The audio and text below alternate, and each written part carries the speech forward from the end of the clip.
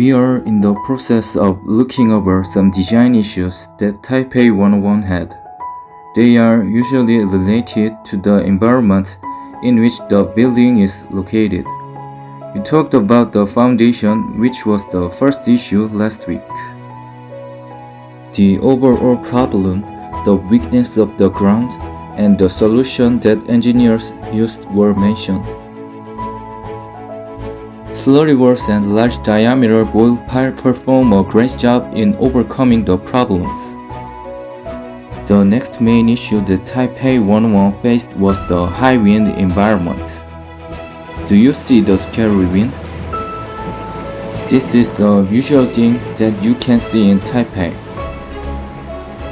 There are many problems that the wind load can cause, including vortex shedding, drift especially at the superstructure, and vibration energy. We will look through these problems and solutions for each of them. Whenever a long and thin-looking building like Taipei 101 is on the way of the wind, spiral-shaped airflow, which is called vortex, takes place. Vortex shedding causes a building to fluctuate in a perpendicular direction of the wind. If its frequency is same as the building's natural one, resonance will occur. The size of the vibration shows greater effect by considering the two frequencies that supplement each other in this case. This also can mean that the resonance should be avoided in order to prevent the building from shaking too hard. This graph shows the relationship between the speed of the wind and the crosswind response, which can be understood simply as a degree of the building's movement. We can tell that sudden increase happens only when there is a vortex shedding and the degree of the seriousness that the resonance generates. So it is necessary to prevent such kind of incidents. Inducing the resonance to appear with higher wind velocity will make it possible. On the graph, it would mean the move of the vortex shedding more to the right side. There are few ways in increasing the velocity, the one that resonance occurs, mainly through shaping strategies.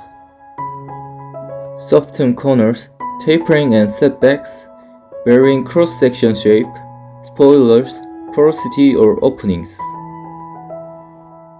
In Taipei 101, softened corners method is applied. The shape gets rounder, spiral wind tends to decrease, having much less influence to the shake of the building as well. Taipei 101 used edges called sawtooth or sometimes called double notch by cutting the edge by 10% in the corners. This reduced crosswind response effectively. It showed 25% reduction in base moment and 40% in wind force.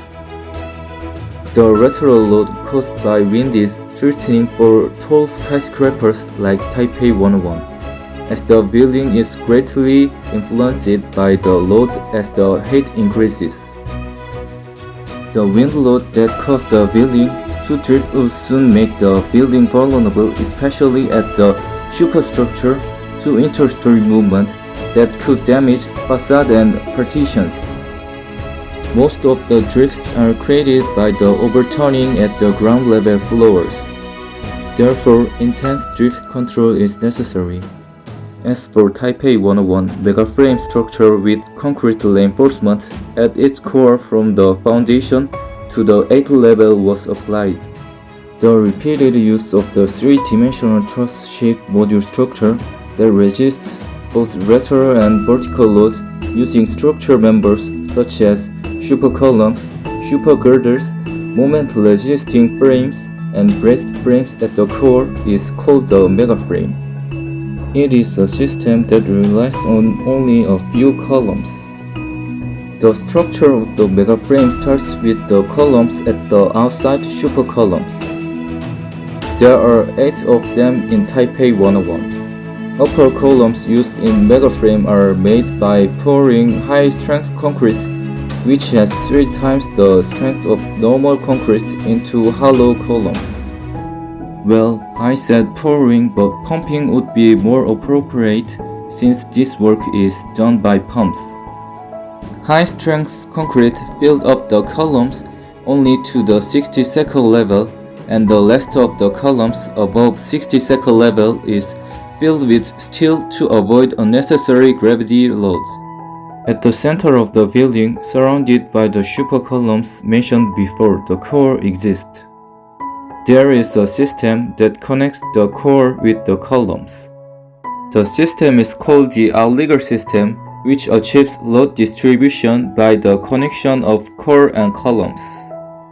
Outrigger system refers to horizontal truss members with high rigidity that connects the core inside to the outer columns to resist lateral forces in high-rise buildings. The connections distribute and deliver the loads.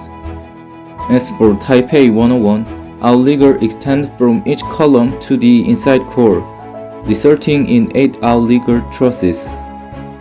In addition to megaframe, concrete walls encase the braced core from the foundation to the 8th level. It is considered another way of connecting the core and the super columns, which will help to increase strength and stiffness of the building. For the last, if you imagine yourself in the middle of the storm, or even just in a windy place, the first thing that will come up to you might be yourself swaying as the wind flows. This flow will be forcing you to be pushed away and to move your center of gravity to withstand the wind. Now keep imaging, but put a building instead of yourself. Building would do the same. It would struggle to withstand a strong airflow. If it is the case of tall buildings, the magnitude of the wind gets more serious. Taipei 101 will tend to move along with the wind and accumulate vibration energy even when the building is planned to reduce the influence of it, as I explained earlier. Also, including Taipei 101, buildings have their own damping capacity to absorb and suppress vibration, but it is very small. So the engineers figured that improving the ability of the building on damping would be effective. Supplementary damping, especially mass damping, is applied in Taipei 101. They work as devices increasing ability of dissipating the energy and reducing movement by vibrating in the opposite direction to the later force. Until now, we studied about the seriousness of the wind in Taipei and the solution that Taipei 101 took to survive in such a windy environment. The shape of the corners are different compared to the buildings that we can see around, and a special structure called megaframe is applied to resist the wind. Also, dampers are used. Talking about the damper also leads us to another issue of Taipei 101, earthquake, which will be our topic for next week, and also the third main design issue for the building. We will look through the seriousness of it and also some actions the engineers took, including tuned mass dampers, in detail. Thank you for listening to our presentation.